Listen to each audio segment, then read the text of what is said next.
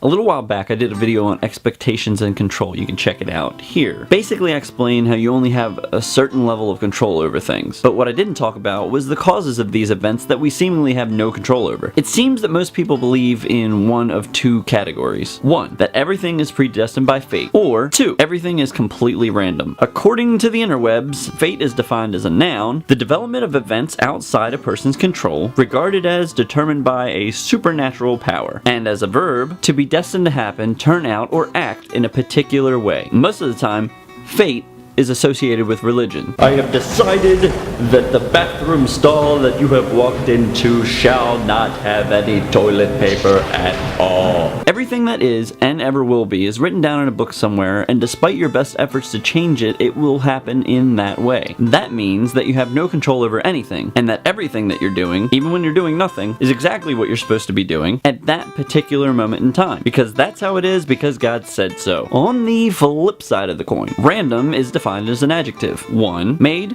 done, happening, or chosen without method of conscious decision. And 2. Governed by or involving equal chances of each item. That means no matter what you do, things will happen the way they will because ultimately there is no plan. There's no organization, so whatever happens, happens. And it's all due to the fact that there is no plan. What? So basically my choices are believe that everything is predestined to happen because it's designed by a higher power, or believe that everything happens because there is no plan and no one thing or person controls anything at all. So what's to say the two aren't one and the same? If you have no control because it's been planned out, then how are you to know that that's not the plan in and of itself? You have no way of knowing that this is just a plan to be random, and that being random is the plan. If you look at a meteor hitting a planet, there are tons of calculations and measurements that can be taken to find out exactly how it originated and where it came from and how it ended up hitting that planet. Meaning that given those circumstances, that ultimately no matter what course of action was taken, that this was going to happen. But if you look at random acts in, say, physical science, according to several standard interpretations of quantum mechanics, microscopic phenomena are objectively random. That is,